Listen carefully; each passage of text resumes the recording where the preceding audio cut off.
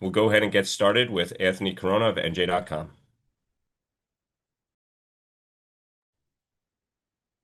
Oh God. Sorry about the delay. How you doing, Sonny? Busy What's couple up, days. Anthony? How you doing? Gonna start off with, I guess, the big one, and there's gonna be a lot of them throughout the day from everyone.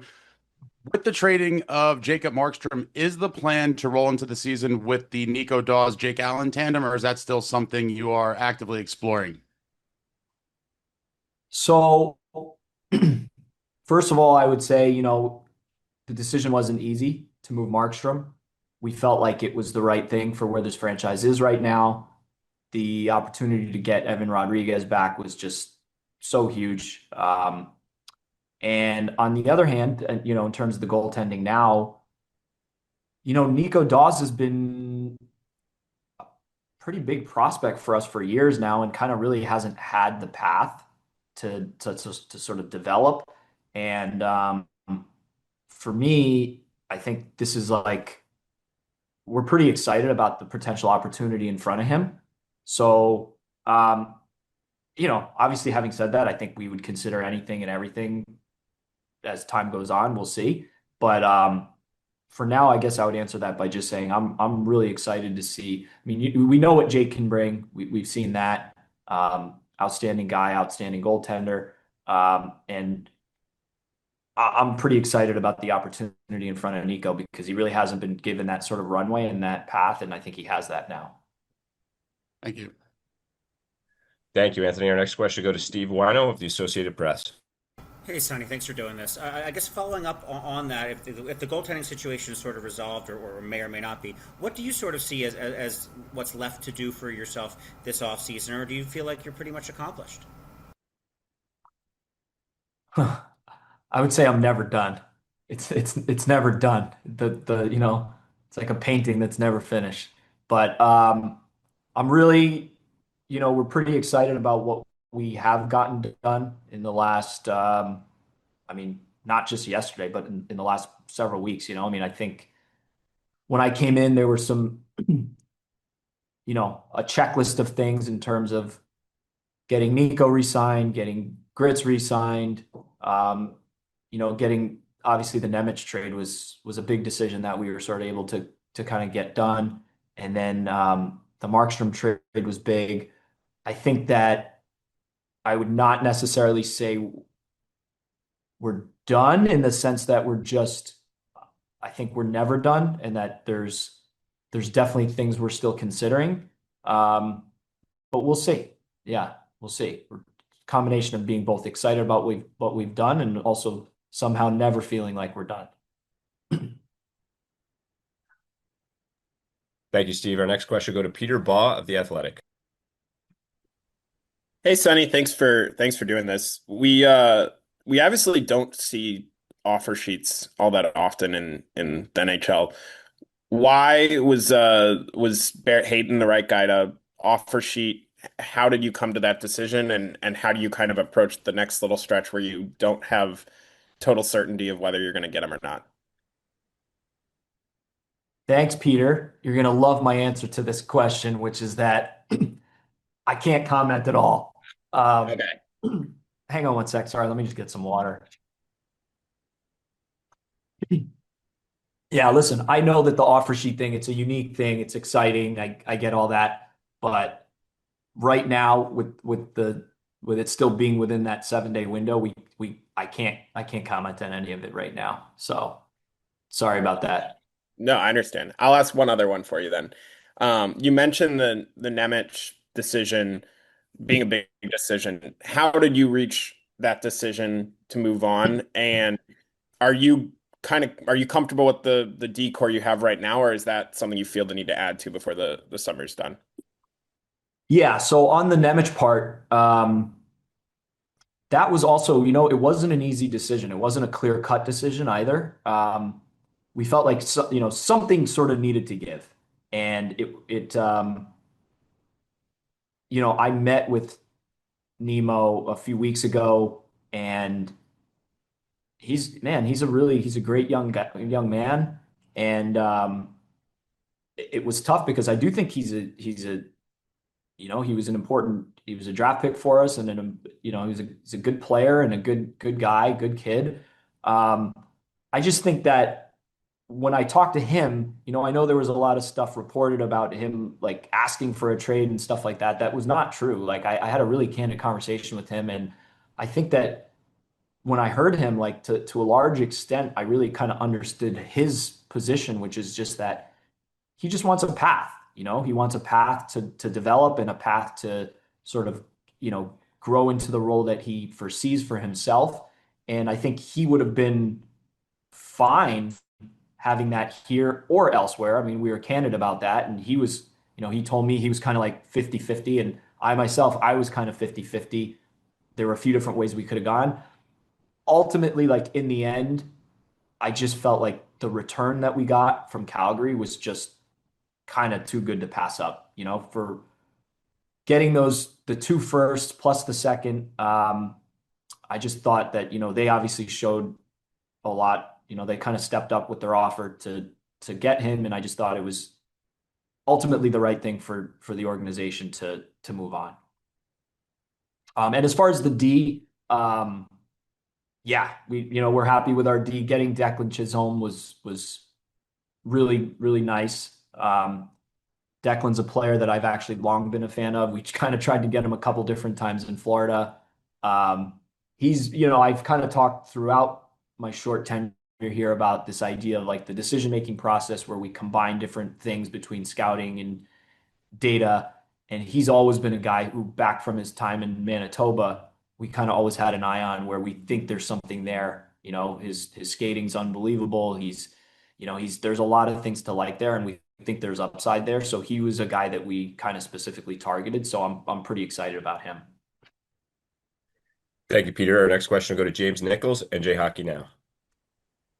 Thanks, Pete. Hi, Sonny. Just, I know with the understanding that, you guys are perhaps not done, and things could always change, long summer ahead. Just how do you see, as currently constructed and in your conversations with Sheldon, just how you're going to fill out the Jack Hughes line? We see Jesper Bratt often paired with him, but it's kind of been a revolving door of players on his left. Just what does that look like for you moving forward? Yeah, it's funny because, so first of all, I would say, like, I mean, ultimately that's going to be Sheldon's decision. He's going to decide where these guys are best suited to play within the lineup. It's also, from a conceptual standpoint, it's something that we think about a lot and talk about a lot internally, whether you even really should, like, how much should you plan for specific spots in the lineup? Like, this guy, we're targeting this guy to play with this specific guy versus, kind of just thinking more in terms of, we just really want to fill up our roster with the best players. We want to just get the best players at the best prices to fit under the cap and give ourselves the best sort of chance to win. I would say we mostly kind of lean towards the latter, especially where this franchise is now. I think at this point, my goal is to just bring in as many good players as possible. But I wouldn't say there's nothing to what you're kind of talking about, where sometimes you do need to think about stylistic fit and things of that nature. But I would say, I was asked this at the town hall the other day, like, there hasn't necessarily been like a real specific concerted effort to be like, we have to find this particular player to play with Jack. I mean, Jack's a great player. He can play with, yeah, I mean, he's great with Jesper. So obviously they have chemistry together, and if Sheldon wants to go with the two of them together, that, makes sense. But Jack can play with anybody, I mean, good players can play with pretty much anybody. So that's kind of how I'm approaching it, James. And with taking Alexander Command when you did, a lot of models had him, maybe up or maybe a little further down. Just where did you guys have him in your models and projections? And were you surprised to see him at 12th overall when he was still available? And what's the plan for him moving forward? Yeah, so I mean, we had him basically that's where we drafted him. So he was the guy that we wanted the most at that spot. again, I think the way we approached the draft this year may have been slightly different than the way the team has done in the past. I guess I can't speak to it because I wasn't here, but we had a very kind of methodical process in place combining our amateur scouting department as well as our analytics department. And I think there were obviously, like with every draft pick that we had, there's always tons and tons of options. And even different pathways you can go down in terms of like, well, if, especially maybe not with our first pick, but especially with our second pick and on, like, well, if we could trade back and then get this other pick, and then you're wearing that against like, well, we have these guys in this tier, trying to figuring out the strategy there. That's the fun part of the draft. Um, Thrilled to have Alex. Thrilled that we were able to get him where we got him. He was obviously, as you guys know, he was here the last few days for dev camp. I got to sit down with him a few times, kind of talk through his future. I think there's a few choices for him. I don't think it's certain yet exactly what he's going to do next season. I think he's got a couple choices. And listen, ultimately, it's up to him. I mean, we can make recommendations. We can talk to him about where we think he needs to improve and things of that nature.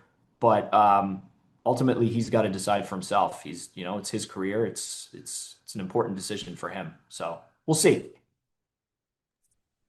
Thanks, Sonny. Thank you, James. Next question go to Mike Morreale, NHL.com. Thanks, Pete. Hi, Sonny. I didn't have a chance to welcome you at your introductory press conference, so welcome back. So, Sonny, I mean, Devils fans have heard about the potential and future promise for years. What would you say to fans who want to know why this summer is different? Well, I guess I would just say that I can't really speak to what was promised or what was said prior to me getting here. Um, all I can really do is focus on what I can control and say that, I have strong belief that we are on the right path. I have strong belief that the decision-making process that we're starting to put in place here is something that I believe in and something that I'm really excited to display in terms of the results on the ice. And having said that, I do think you're absolutely right that, at the end of the day, talk is just talk. The only thing that matters is winning. So no matter what I say here, none of it really matters unless we win. So I completely understand that, and I think that that's the way it should be, frankly. So I think if that's what they're expecting, I agree with them. That's what they should expect. So. And just as a follow, Sonny, Nico Hischier told us yesterday that your plan for the Devils sounded good, and to him, he wanted to be part of the solution and not run away, which I thought was a great comment that he made. I found the 5-year term interesting. What did you tell him about where you expect this franchise to be in 5 years? I mean, the plan that I gave to Nico is really no different than what I've said publicly or said to anybody else. It's just that, it's got to start with a solid decision-making process. And my job is to get talent, keep this roster flush with talent. And I have ideas on how to do that. I think that, we implemented many of those ideas in Florida with success. And in terms of him, I think as you described it, Mike, kind of like not wanting to run away, I completely agree. Like I couldn't say more about Nico. I mean, probably needs to be said that, I mean, let's be honest, if he had decided to just wait a year and become a free agent, could he have gotten potentially considerably more money? Very possibly. But from the get-go, it was obvious to me that that wasn't even a thought for him. Like he wants nothing more than to win as a Devil. He takes his captaincy extremely seriously. He wears everything here so, so personally. He wants to win so bad, and he made that decision, and it not only am I grateful and sort of like have so much respect for him showing his kind of loyalty to the Devils. But the other thing is it kind of sets a precedent too, right? Like, listen, look at what our captain is sort of wanting to do to stay. Like to him, the thing that matters is being a Devil and winning here and staying with the Devils. And that's the way I know I felt even when I came here. I mean, you all know what this organization means to me. So to get that from Nico too is just, it's a great precedent to set. And I also think we saw that I saw that work firsthand in Florida. Not that, and I want to be clear, there's absolutely no onus or anything owed by the players to, somehow take less money. Like that's a personal decision. Every player has to do what's right. But what I can tell you is we all know like this is a cap league, So managing the salary cap and getting not just good players, but good players at good cap numbers is a really key part to winning. I mean, we saw that in Florida. So Nico kind of like being the first big piece sets a tone for this organization and for this roster. And again, I'm really pumped. Thanks, Sonny. Thanks, Mike. Thank you, Mike. Our next question will go to Matthew Blittner, Sportsology. Thank you, Pete. And Sonny, thank you for doing this. It's been about 75 days or so since you officially became general manager, and you talked about at your introductory presser about, it's been day one. Well, now that it's been about 75 days, you had to make the decision on the coaching staff. You got the deal done with Nico. You've had the draft, and you've also, had the first day of free agency. Just where do you feel that you are at with yourself and your staff and the whole team in general through the first 75 days? Yeah, thanks, Matthew. I feel good.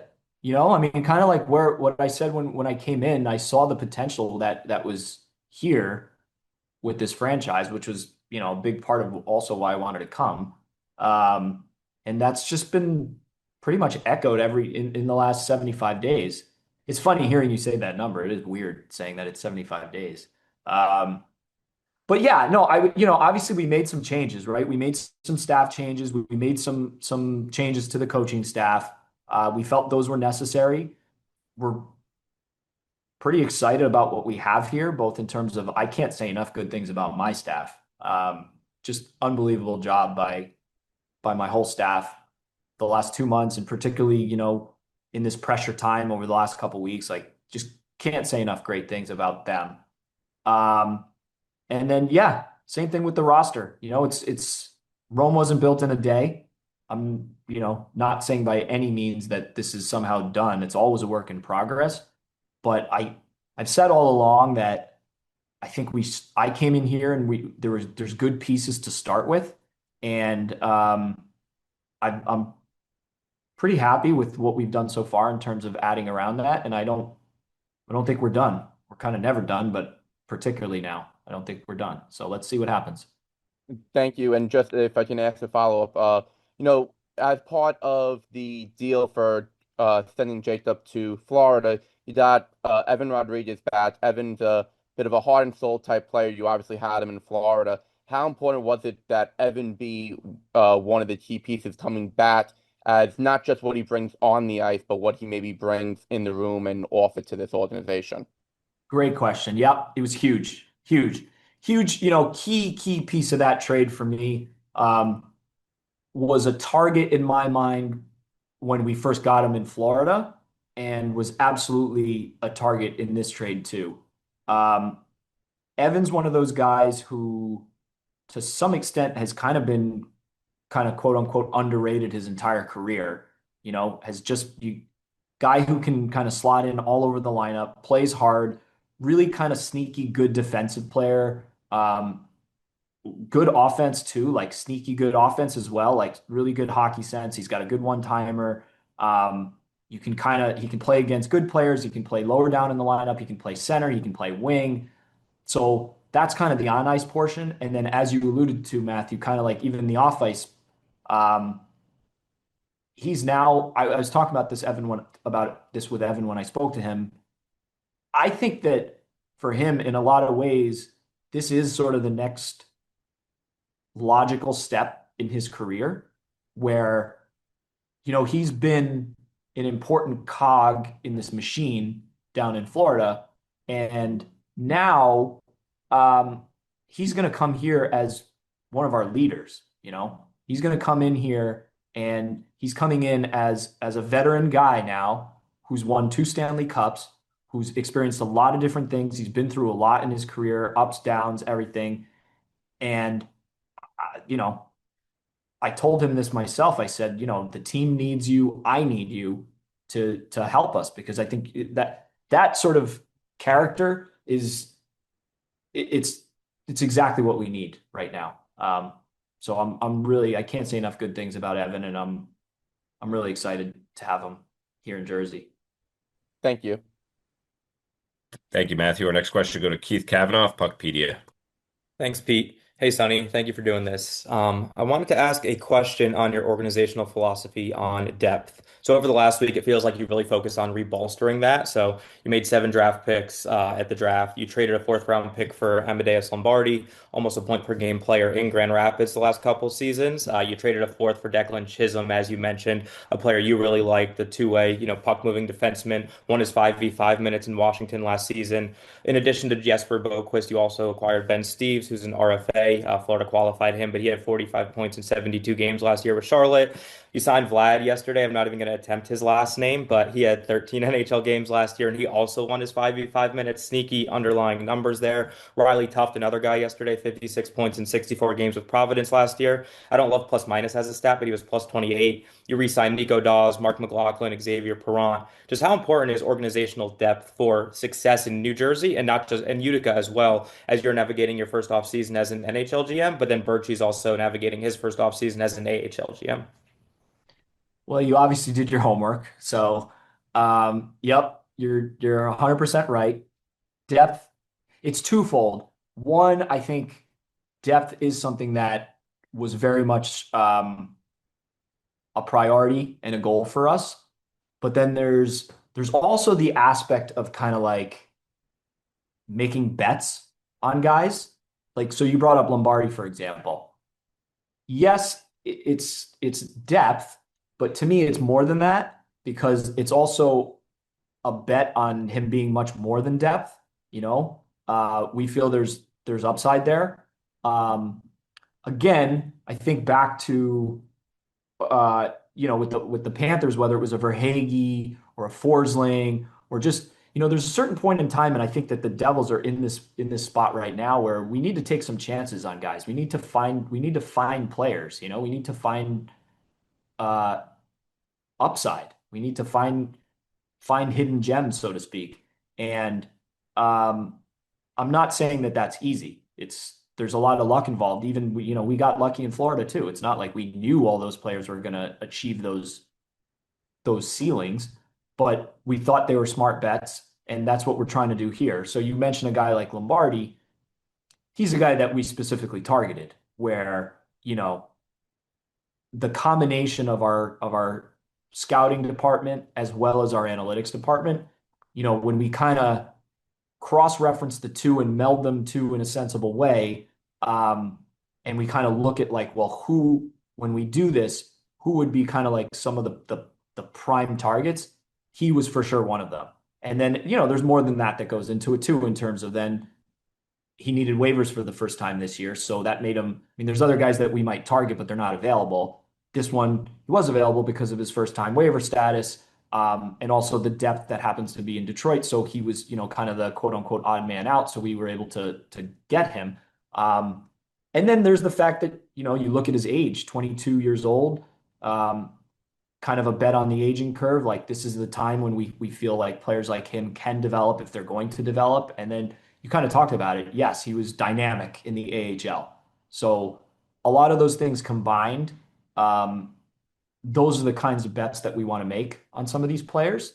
And then on the depth piece, you're 100% right. Kind of as I alluded to before, I've been really lucky with my staff, including Braden Birch, who's been unbelievable, specifically with the Utica stuff. Like, it was, when I got here and kind of talked through, even with ownership, David Blitzer and I kind of talked about like, what are some of the things we really want to focus on?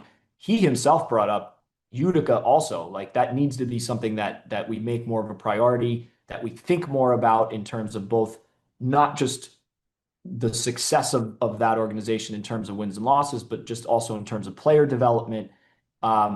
So as much as we use this sort of decision-making process that I talk about to focus intently on our decisions at the NHL, we really have done the same thing at the AHL. I mean, on the screen when we put up our NHL roster, we've got the AHL roster right next to it, and we're kind of thinking that all is one big thing where we're trying to use that same roster strategy in Utica. And so yes, some of those guys, whether it's Lombardi, Kolyachanik, I'll pronounce that for you, Tufty, guys we're excited about.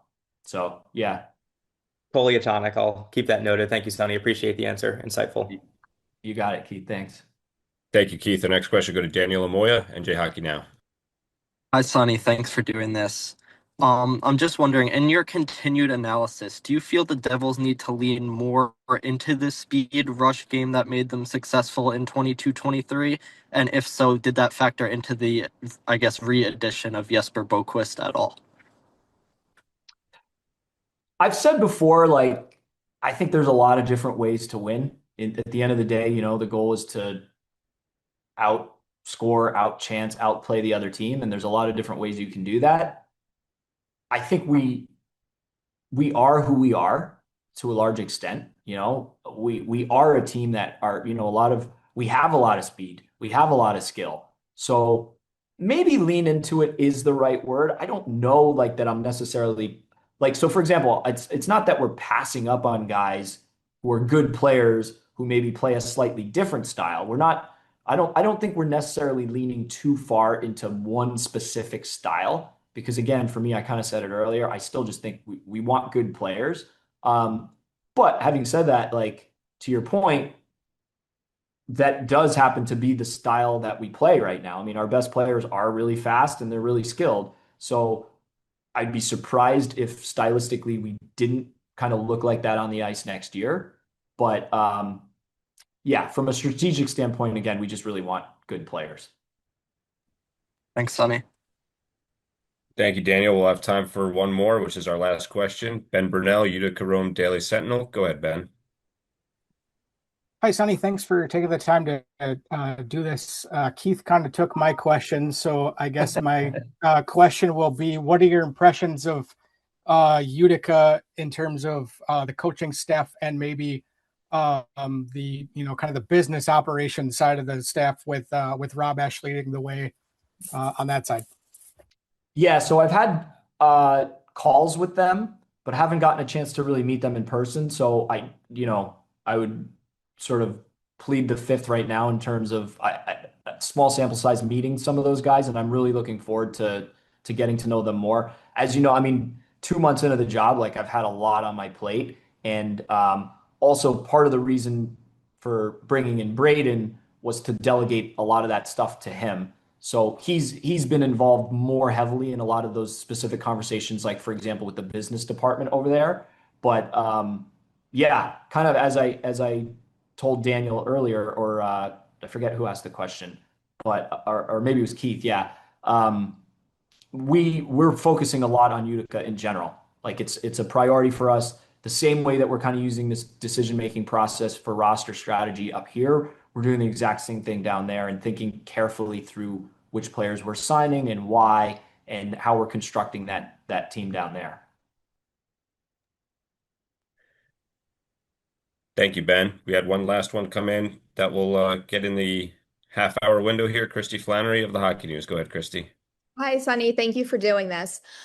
So a couple months ago, one of your players mentioned in an interview that there were a lot of distractions in the locker room for them last season. And I don't expect you to comment on that because you weren't here, but can you talk about what is the culture that you plan on implementing into this team now that you have taken over?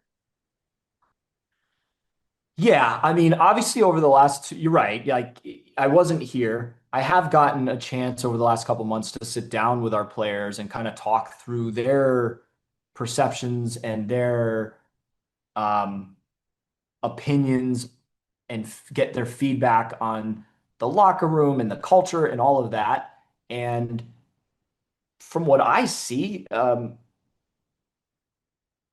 don't, I mean, it's like a family, right? Like nothing's ever perfect, and there's like you can't go anywhere where there's not certain things that like, oh, this guy and that guy and whatever and this and that. But it's like, I don't know. From what I see, it's absolutely nothing that concerns me whatsoever in terms of I think there's a lot here positive, like the thing that I get even from the conversations with players who maybe bring up things that are critical, in the end, like they still always circle around to things like, well, yeah, but like, and it always ends in like a positive note. So I think there's a lot of care between the players in the locker room. I think there's a lot of respect there.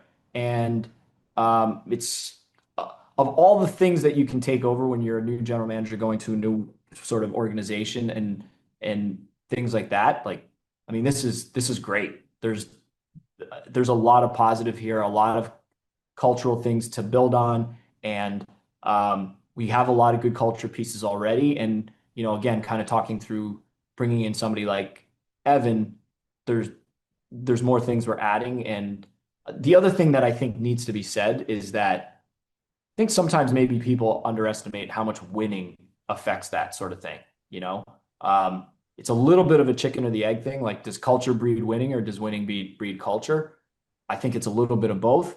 But from what I see with the culture, this to me seems like, whatever issues that were brought up and whatever, it's complete non-issue for me. I think this is a team that cares about each other, and I think this is the kind of thing where they're just really, frankly, like they're just annoyed about not winning. They're tired of not winning, and I think that if we get on a roll and we start winning, we're going to have an unbelievable culture. So, Thank you so much. Thank you, Pete. Thank you, Christy, and thank you, media, for joining us this afternoon.